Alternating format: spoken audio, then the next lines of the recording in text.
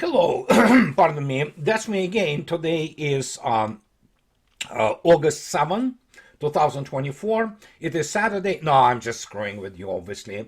And let's start with the something which is, you know what, I've been posting the quote by Hunter Thompson about the journalism profession, so you probably know what I'm talking about. And again, I cannot even quote it directly in my videos because my channel will be probably, you know, destroyed by YouTube. So you know what I'm talking about. If need be, I will basically post it later when necessary, if somebody have any questions about it. But let me start with this. Yesterday, and I deliberately put this in Russian, and in this particular case, this is RT Russian, not yesterday, actually, 2 days ago, and but it was all over Russian media. And here it is. Let me translate it to you. And what is underlined in red is that, again, make no mistake, it's not just RTS. It turned out to be all kinds of the media outlets reported the same way. And here's what is underlined. Ryabkov, and here's quote, Kiev was preparing the attempt on the assassination of Putin in the on the Navy Day in St. Petersburg. Okay. I reacted on that, you know, make no mistake. This whole thing was the result of, as they presented it, interview of Skabeyeva. She is the Russia One channel. Well, she runs with her husband some talk show there. It's garbage primarily, but at least she took the fairly long interview with Mr. Rybkov, who is the first deputy of the foreign minister of Russian Federation. And as a result, I mean, suddenly we have the situation unfolding, and it was again in the relation to the call by Mr. Belousov to Mr. Austin a few days ago, on the 12th actually, of July, and warning of Russia that if something happens, whatever it was supposed to happen, there will be some consequences. So as it was inevitable in this particular situation, the whole whirlpool of the speculation started. Yours truly was part of it. I also speculated, make no mistake. I mean, I was forced to speculate because you have to react to this news, you know, the scale of this news, because it's huge, actually. One of the largest news story in the last months. And then yesterday, Russian Foreign Ministry, and make no mistake, before I post this in front of you here, is the fact that, hey, I'm only one guy. I do not run the news agency. My main task is the military political analysis and, you know, operational analysis once in a while. And so I don't have staff. I don't have the time, for example, to listen to like 45-minute, 1 hour long interview of Mr. Rybkov to Skabeyeva. So I have to go out and look at the basically headlines and, for example, Russian media and say, oh my God, everybody just post this. Well, here's Russian Foreign Ministry yesterday. Actually, it's today. As you can see yourself, here are the screenshot of Mr. Rybkov walking with Skabeyeva to his cabinet, his office, and then they sat and talked about all kinds of things. And here we have the foreign ministry called the news about the assassination attempts at the Navy parade or a misunderstanding of Rybkov's words. And fact is, when you begin after that to look at what have been said, nothing of like has been said by Mr. Rybkov. So the Russian Foreign Ministry pointed to the erroneous interpretation of the words of Deputy Minister Sergei Rybkov in media reports that Ukraine was allegedly preparing an assassination attempt on Russian President Vladimir Putin and Defense Minister Andrei Belousov at the main naval parade in St. Petersburg. And what they say, the Foreign Ministry message in the social network of Kontakte indicates that Rybkov in the interview did not touch on details related to the competence of other departments. Obviously, we're talking about FSB, SVR, and Ministry of Defense. So, recall that on the air of the TV channel Russia One, the deputy minister called the provocation prepared by Ukraine a very alarming episode, which was planned in connection with our internal events in order to inflict maximum damage and get the maximum media effect they need. That's pretty much what he said. When was asked about specifics of that, he stated that, well, this classified, which it is. And guess what? The rest was pure fantasy by journalists. It wasn't misinterpretation. They literally made up story. And fact is, there was no indication necessarily that, albeit you can certainly assume that they would try to do something for the media effect, because this is what they do. And when you look attentively at the actions of the last at least year and a half, starting from the obviously this famous counter offensive, which ended in the catastrophe for the armed forces of Ukraine, so it is all about media. So that brings us to this. So they started to, the incursion into the Kursk region. And so as a result, well, initially there was a half battalion, which by the way have been already annihilated, but then they started to pull some more reserves on their side. I believe it was 42nd separate motor rifle brigade, one of the better of those. And so Mr. Gerasimov, the chief of the general staff, he talked to Mr. Putin. The advance of units of armed forces of Ukraine deep into Russia in the Kursk direction has been stopped, said Valery Gerasimov, chief of the general staff. So, and then already yesterday, their first data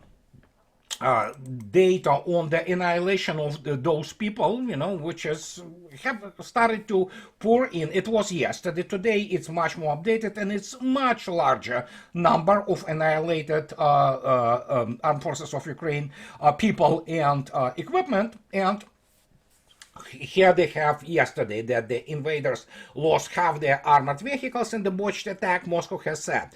So they had more than 300 soldiers, eventually the other reserves, including the SS battalion called Bears, no less. So they came in, and they are being dealt with. And so the first initial reports have been as a result of air and artillery strikes. Ukrainian forces lost 6 tanks, 2 infantry fighting vehicles, 4 armored personnel carriers, 3 armored cars, and mine-clearing engineering vehicles. It was the start. Obviously, the things started to really going sour for them after that. And what can I say? People may ask, why did they do this again? It's obvious that there is no way of that, they can do anything about it. And fact is, if you read reports of the Russian Defense Ministry and people who actually there on the ground, including, for example, first deputy of the chief of political directorate of the Russian Armed Forces, Mr. Legendary commander of Major General Abtiaron and Chaludinov, Russians actually love to have them more, because obviously it's much more difficult to get those guys out of their concrete bunkers than when they are in the open. And the tactics of this whole thing is primitive as hell. So what they do, they try to, again, confine themselves to the roads, either, paved roads or whatever the roads they can find. They run into the columns, and they have this personnel, they get in. And guess what? The moment they get onto those roads, they are immediately detected. So what happens? They dismount the personnel and they run into all kinds of the bushes and whatever the forest type, places they are. I mean, it's not really, it's kind of steppe, kind of prairie type thing with some, small forest strips, and they try to hide there.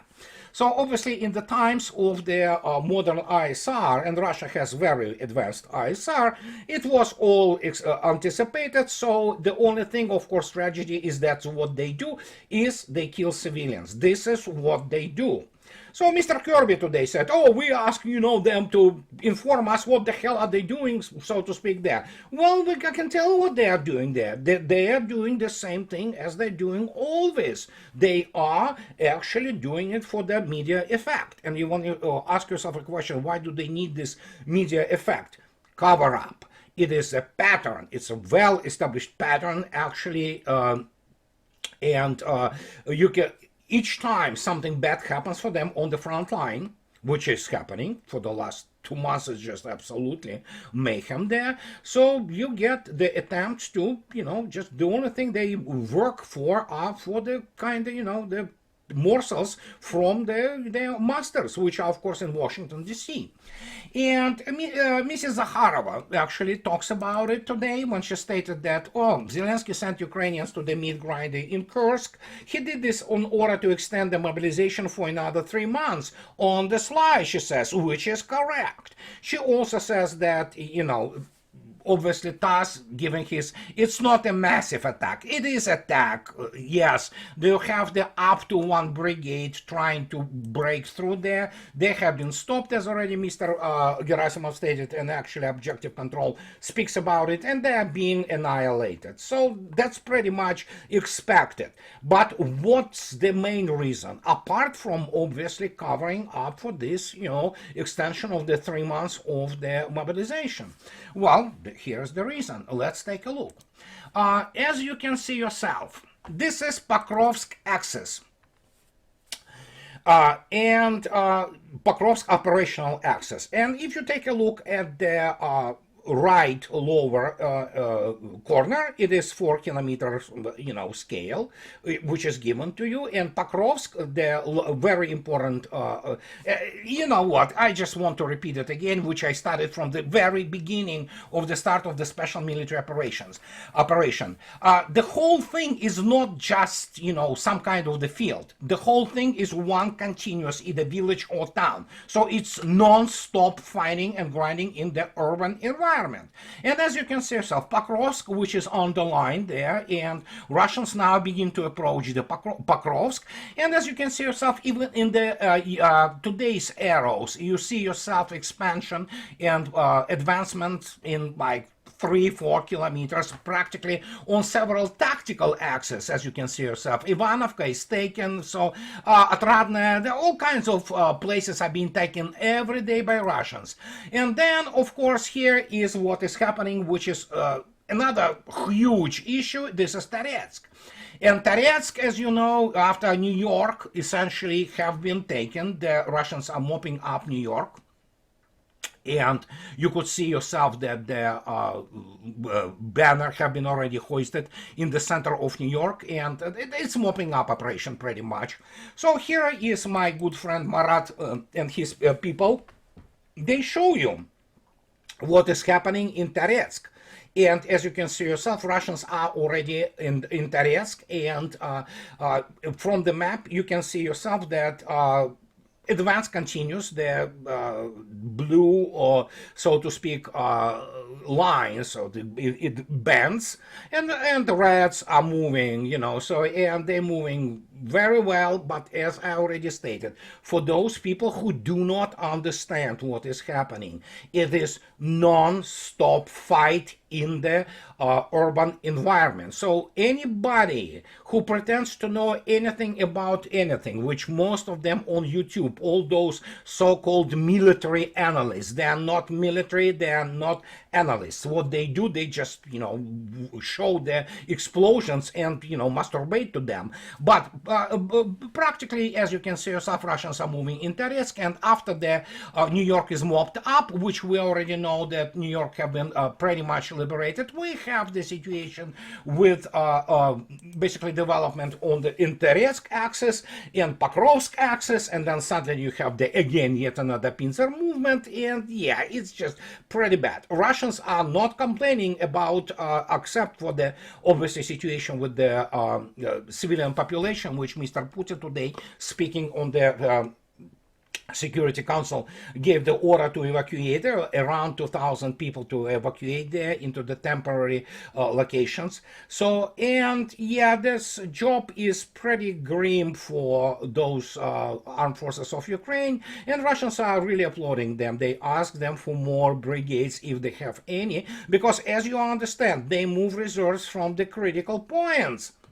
And suddenly, well, which is not obviously in the, well, actually it is in the news, but most people do not understand. Ukraine ordered evacuation of the villages in Sumy region and around the city of Sumy. There you go. So that's pretty much gives you a pretty much good operational picture, so to speak. So there you go. It's big for people, of course, who have been displaced, and there were like several people killed, civilians killed. But generally speaking, you can look it up. It's all over the internet. I don't need to concentrate it here specifically. There are a lot of videos of how this equipment is being demolished, and if you take a look.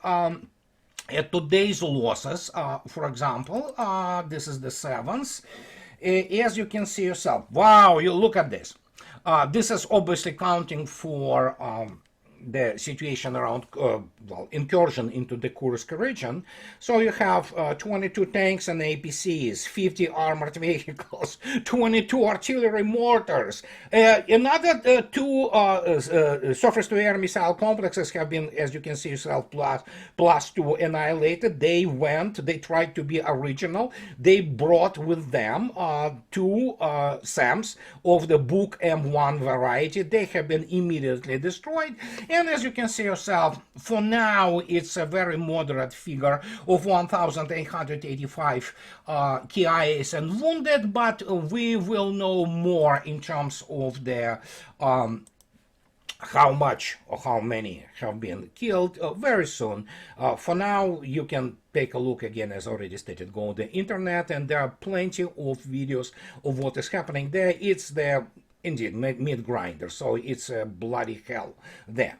So this is what is this all about, this incursion, and as always, it is all media. It is to cover up the obviously the extension of the mobilization, trying to achieve, as always, media effect. I think so. This is the pattern from Pentagon. This is how they fight. They need always media effects to keep gravy train running, but it doesn't work anymore. And even the those nincompoops who believe that the armed forces of Ukraine somehow can fight, I mean, in their open fight with Russians, well, they begin to understand that, well, it's pretty bad, okay? So, remarkably, unlike it is all this kind of the military correspondence, quote unquote, from Russia and all those, amateurs who run all those kinds of the channels to primarily enrich themselves. They, basically gather donations and steal half of them.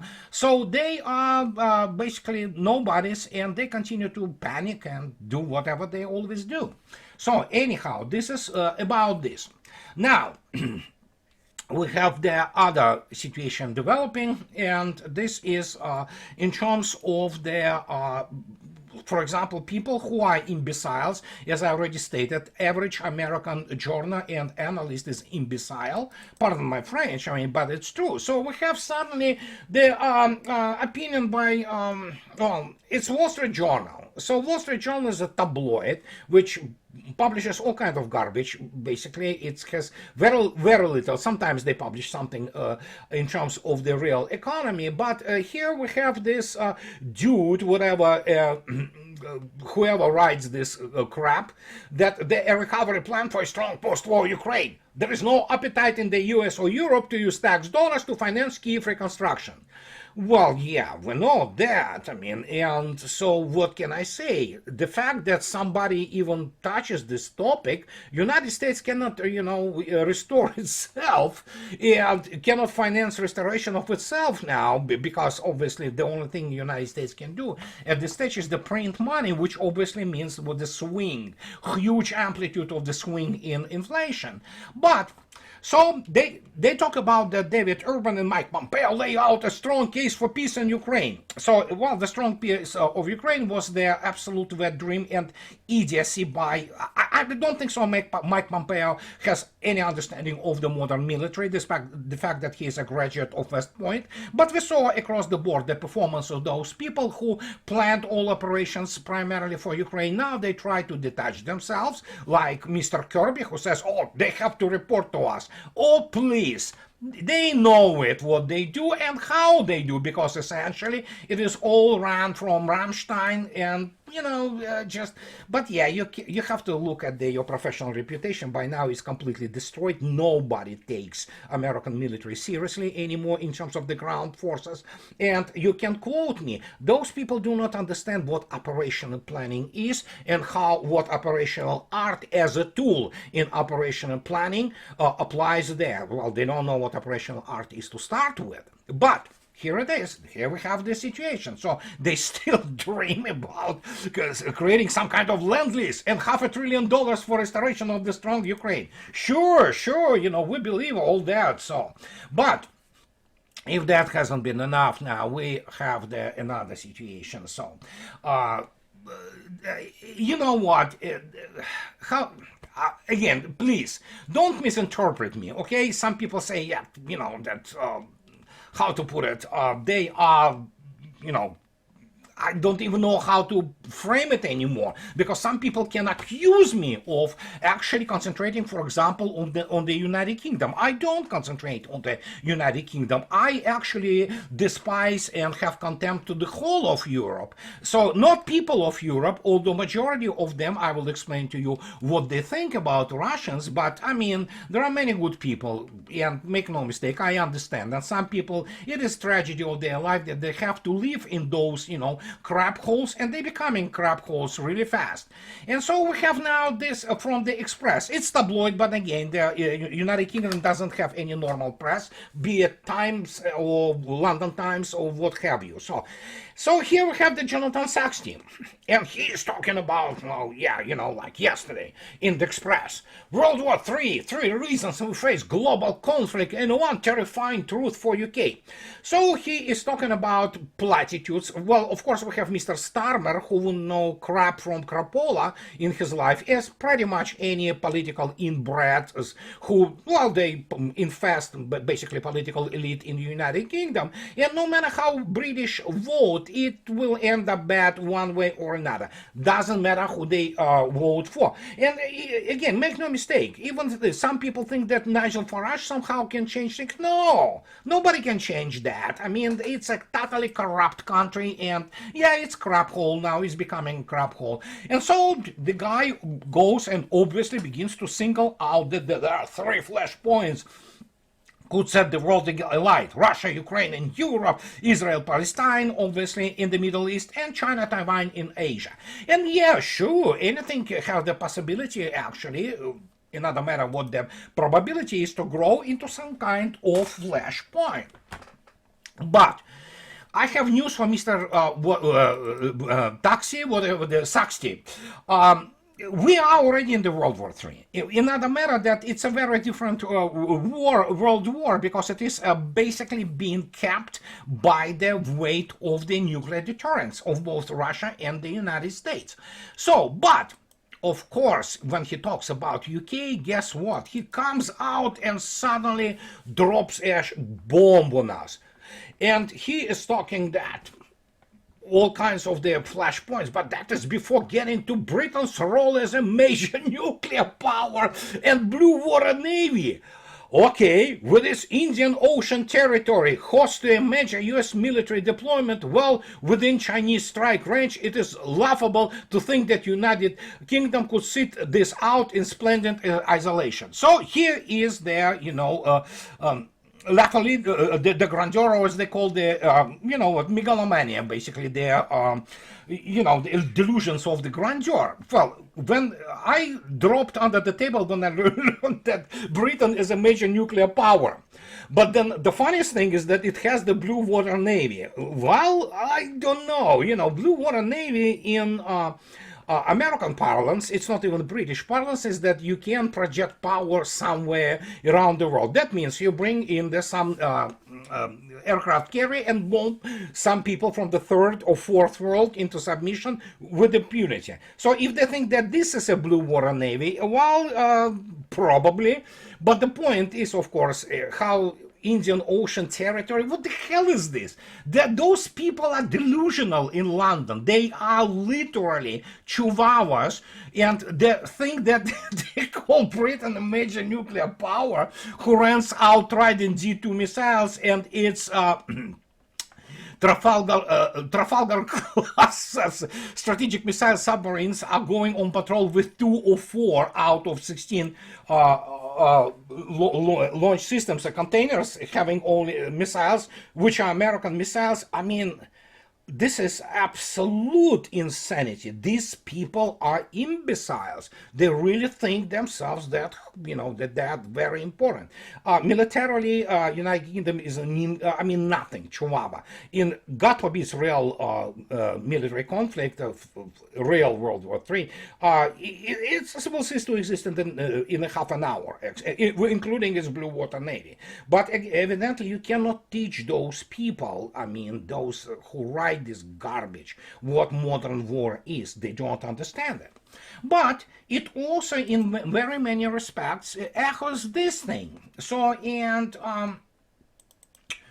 have this lady from Ukraine, and she's talking about, well, even this human trash which Russia removed in exchange for the real, serious Russian patriots and intelligence people. Even Trump got it, he said Russians got a really good deal out of it. Here's a lady, Ukraine member of parliament and vice president of the Alliance of Liberals and Democrats for Europe, Kira Rudik. There are no good Russians, she says. And actually, her Alliance of Liberals and Democrats for Europe, ALDE, party is one of the largest in the EU and advocates for increased European integration. And she's talking about this exchange, and she says that this is the best showcase of what we have been telling you all along, there are no good Russians. Well, let me tell you, it is one of the largest European parties, and guess what? This party really, and this lady, she reflects the attitude of the most of the Europeans. And that is why whenever we discuss this issue between Russia and Europe, it's over, guys. Bye-bye. Russians do not want to touch Europe with a 10-feet stick anymore. So, and the Iron Curtain is the only way to go. With good European people, and evidently we can say now, while not announced, but it probably exists in some form now, with the good, normal European people who try to escape this insanity. In Russia, I think so. There is a program which hasn't been announced. Who knows? There might be. And this is a good immigration. So people begin to write me, are you against immigration? Yes, I am against immigration from the Middle Asia. Absolutely. I'm against this immigration to Russia, only except for the people who accept Russian culture, speak good Russian, and become Russian culturally. So in terms of Europeans, it's completely different. They are, European folk, Christian root people. So yeah, why not allow those people who see their future in Russia in? Absolutely. And that's the difference. People do not understand. They say, oh yeah, that doesn't mean that there are no people in Middle Asia, for example, former Soviet republics who are bad people. No, there are many good people among them too, and some of them are decent people. They go out and work honestly. They try to integrate, but majority of them, they try to create the, as usual, diaspora, which is essentially euphemism for the organized criminal group. And I'm against that kind of immigration. And if you take a look intensively at what is happening in Russia nowadays, they are being deported and caught in the industrial quantities. They have no business in Russia. And now you can see yourself what is happening with Ukraine. Russians have been observing this for decades, and finally it came to fruition, and they are dealing with this. Unlike it is the case with European nations, or whatever is left of them. So, and this is what really have to be kept in mind when you talk about the whole situation in Europe and the so-called World War III by this, whatever the guy, the imbecile, So, and as I already stated, going back to same Terezk, for example, okay? Even New York Times, again, going back to demonstrate to you how all it is in disarray and how actually ungovernable the whole United States is nowadays.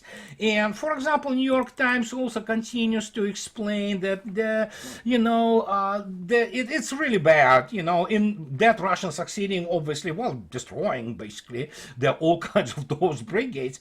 And they talk about that the loss of long-held Ukrainian defensive positions outside Terezk and inside New York, a smaller town a few miles to the south, underscored the growing strengths of unrelenting Russian attacks. So, you look at this, this is your C-trap, guys, and that is why they make this desperate incursion into Kursk region, where they are being annihilated as of now.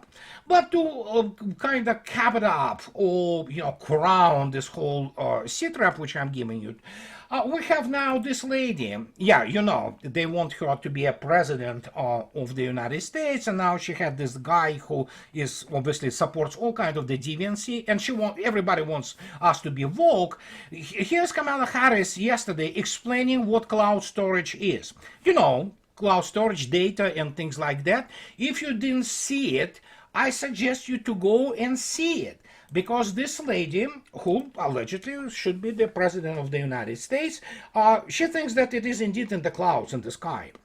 So, well, what can I say? I leave no comments here on that issue, but generally speaking, people who are voting for that, well, what can I say? Yeah, you have to check your head, But then again, who is she or whatever this dude, who is active, supporter of the deviancy, her vice president? This is everything you need to know about the Democrats, at least many of them. So, and there you go. Not that I like GOP, I hate them as much as Democrats, but at least they don't impose this insanity, which eventually they will surrender to, because they are losers and they are all completely in the pockets of the AIPAC and Israel. So, and this is my sit-rep for you guys today, and as always, I want to express my profound gratitude to my wonderful patrons. Guys, this is because of you I'm doing what I'm doing. And as always, those who like what I do, please subscribe to my channel, and those who can afford it, please support me on the Patreon or buy me a coffee on too. And so that will be it, guys, for today, and have a nice rest of the week. I'll talk to you soon. Bye.